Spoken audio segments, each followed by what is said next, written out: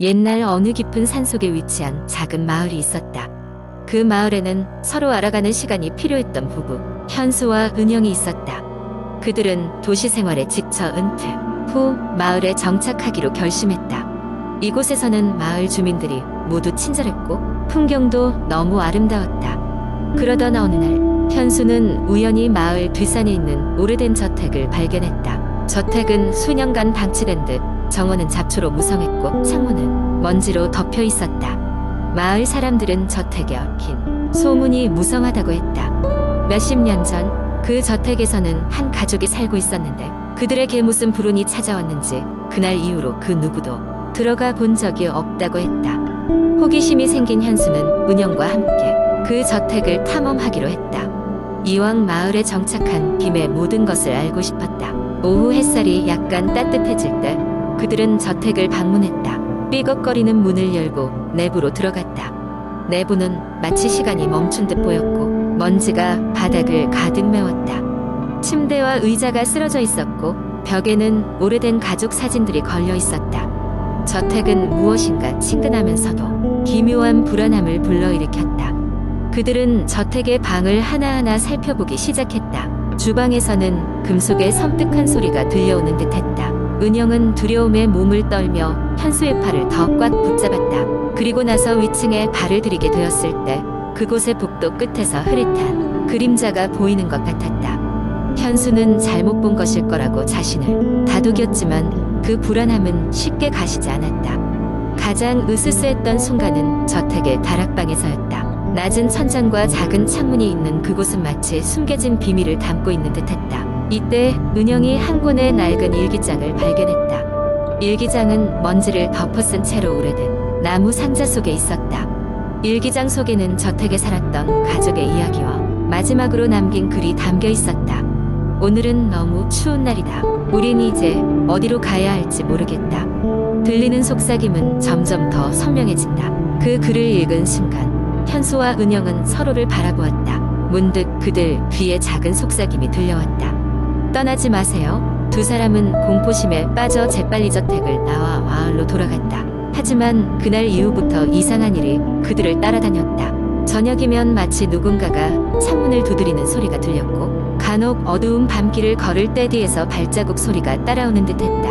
은영은 매일 밤 악몽을 꾸었다. 꿈속에서 저택에서 만난 그림자가 다가와 두 사람을 산속 깊숙한 곳으로 끌고 가는 꿈이었다. 결국 그들은 마을을 떠나기로 결정했다. 마을을 떠나는 마지막 날 그들은 다시 한번 뒷산을 바라보았다. 저 멀리 저택을 바라보는 순간 그곳에서 소리 없는 이별의 인사처럼 마치 누군가가 창문에서 두 사람을 바라보고 있는 듯한 기분이 들었다. 그 이후로 그 마을의 저택은 더욱더 신비로운 장소로 남게 되었고 다른 사람들도 감히 그곳에 가려 하지 않았다. 마을 사람들 사이에선 저택에 관한 새로운 이야기들이 계속해서 만들어졌다. 그렇지만 누구도 그곳에서 어떤 비밀이 숨겨져 있는지 끝내 알지 못했다. 현수와 은영은 다시는 그 마을 근처에 가지 않았고 도시 생활로 돌아갔지만 그날의 기억은 절대 잊혀지지 않았다. 때때로 은영은 속삭임이 다시 귓가에 맴도는 듯했지만 그녀는 남편을 붙잡고 그 모든 것이 과거의 일이라 위로했다. 그렇게 그들의 삶은 꾸준히 흘러갔다. 그러나 어디선가 누군가가 그 저택의 비밀을 밝히려 할지도 모르는 일이었다. 두 번째 이야기 나는 대학교 2학년 때 기숙사에서 살고 있었다. 대학 근처에 오래된 건물에 위치한 이 기숙사는 학생들 사이에서 여러 가지 괴담이 떠돌아다니는 곳이었다. 그중 가장 유명한 것은 심야에 걸려온다는 알 수 없는 전화에 관한 것이었다. 전화의 주인공은 항상 다른 목소리로 학생들과 대화를 시도한다고 했다. 그 전화는 우연찮게 받게 된 사람에게 무슨 저주를 내리기라도 하는 건지 이상하게도 전화를 받은 사람들은 모두 얼마 지나지 않아 학교를 자퇴하곤 했다. 대수롭지 않게 생각했던 나는 어느 날 밤 늦게까지 과제를 하고 있었다. 자정이 넘었을 때쯤 방 안에 부재 중이던 전화 가무자기로 울리기 시작했다. 굉장히 오래된 공용전화기였는데 참으로 희한한 일이었다. 아무도 그 시간에 전화를 걸 일이 없었기 때문이다. 호기심과 약간의 긴장감에 나는 천천히 전화기를 들었다. 여보세요? 약간의 정적이 흐른 후 낯선 남자의 목소리가 들렸다. 거기 누구세요? 제 이름은 민수입니다. 어떤 사정으로 이 시간에 전화를 하셨나요? 라고 물었다. 그러자 전화의 상대방은 잠시 말을 멈추더니 마치 나를 아는 사람인 것처럼 내 이름을 부르며 말을 이어갔다. 민수야, 너무 늦진 않았겠지? 오래 기다렸어. 나는 등골이 오싹해졌다. 그 목소리는 분명 알지 못하는 사람이었지만 이전에 들어본 적 있는 것처럼 익숙하게 느껴졌다. 당황스러운 마음을 진정시키며 나는 물었다. 실례지만 우리 아는 사이인가요? 그러자 상대는 마치 이 모든 상황이 재미있다는 듯이 희미한 웃음소리를 내며 대답했다. 시간이 지나면 알게 되겠지. 중요한 건 너는 이 기회를 잡았다는 거야.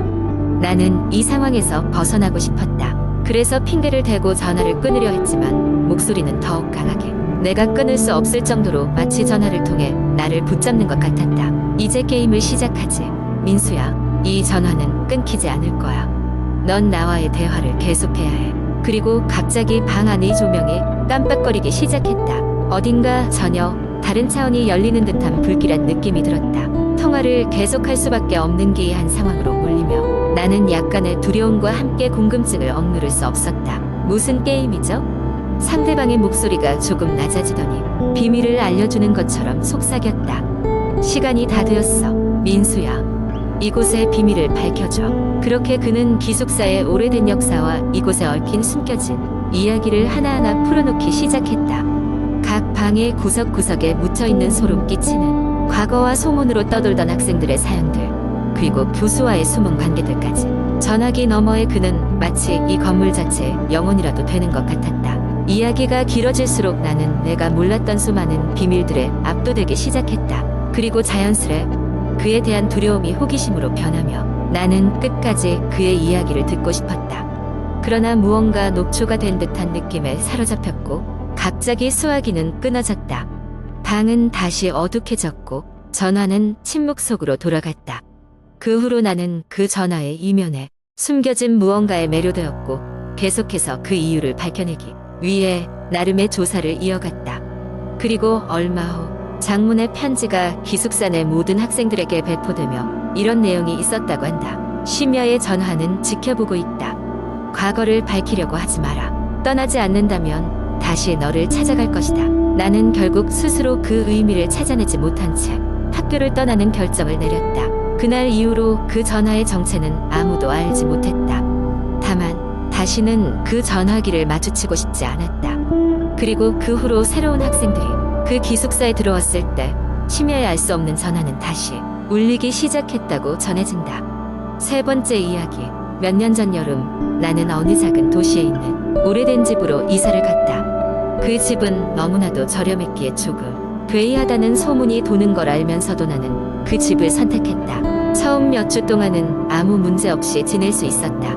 이사를 마치고 정리를 끝내면서 일상에 익숙해져 갈 즈음 어느 날 밤 나는 왠지 모르게 잠에서 깼다. 시계를 보니 새벽 2시였다. 그때 낯선 전화벨 소리가 울려 퍼졌다. 전화를 받자마자 그저 숨소리만 들렸다. 나는 장난 전화라고 생각하고 끊었다. 그러나 다음 날, 또 그 다음 날도 같은 시간에 전화가 걸려왔다. 매번 같은 시간에 같은 숨소리만이 들려오는 것이었다. 기분이 나빠진 나는 전화번호를 차단하려 했으나 이상하게도 발신 번호가 표시되지 않았다. 며칠이 지나자 그 전화는 나의 일상이 되어버렸다. 새벽 2시마다 울리는 전화벨 소리를 듣는 것에 지쳤을 무렵 집에 있던 고양이가 갑자기 겁에 질린 듯 행동하기 시작했다. 고양이는 항상 전화가 울릴 때마다 어디론가 숨곤 했는데 그날은 달랐다. 마치 보이지 않는 무언가를 쫓기라도 하듯 발톱을 세운 채 허공을 핥히었다. 문득 그 고양이가 쳐다보는 방향을 따라 시선을 옮기자 벽에 걸려있는 낡은 액자가 흔들리고 있었다. 그 아래에는 근처에 살던 할머니가 남긴 오래된 흑백 사진이 놓여 있었다. 그 사진 속에는 낯선 남자의 모습이 담겨 있었고 할머니에 따르면 그 남자는 이 집의 첫 번째 주인이었다고 했다. 그는 알 수 없는 이유로 실종된 채 그 존재만이 이야깃거리로 남았다고. 그날 이후 나는 그 집에 대해 조금 더 알아보기로 결심했다. 도서관에 가서 오래된 문서와 신문을 뒤지기 시작했고 결국 충격적인 사실을 알게 되었다. 그 남자는 이 집에서 실종된 것이 아니었다. 그는 이 집의 벽장 속에서 죽음을 맞이했으며 그 시체는 2층 채 벽장 뒤쪽에 고이 모셔져 있었다. 어떠한 이유로 그는 그곳에서 갇히게 되어 장시간 걸쳐 결국 탈수와 굶주림으로 죽음을 맞이했다고 했다. 나는 곧바로 집으로 달려가 벽장을 뒤졌다. 마음 한구석에서는 터무니없는 이야기라고 생각했지만 확인해 볼 수밖에 없었다. 벽장을 열고 내부를 살펴보니 다른 벽면보다 색이 바른 부분이 있었다. 그곳을 두들기자텅 하는 소리가 들렸다. 열린 공간이 있다는 뜻이었다. 나는 간단한 도구로 그 벽을 조금씩 파헤쳐보기 시작했다. 그러자 정말로 그 안에서 낡아빠진 해골의 모습을 드러냈다. 몸서리를 쳤지만 이제야 모든 것이 명확해졌다.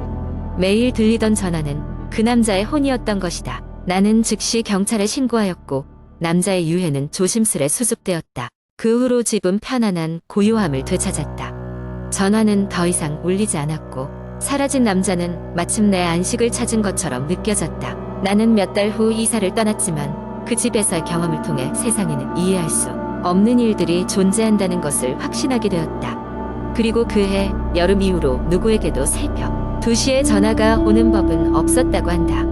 그 낡은 집은 지금도 그 자리에 있지만 그 안에는 더 이상 누구도 살고 있지 않다. 사람들이 멀리하는 이유는 여전히 모른다지만 과연 그럴까 싶기도 하다.